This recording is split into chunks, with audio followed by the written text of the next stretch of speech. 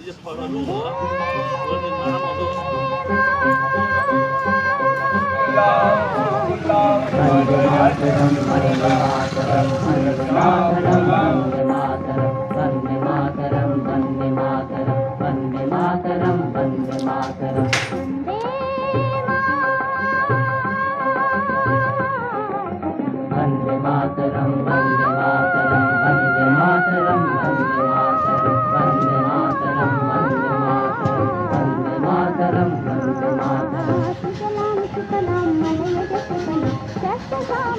मातरं वन्दे सुजलं सुफलं मलयजशीतलं सस्यश्यामलां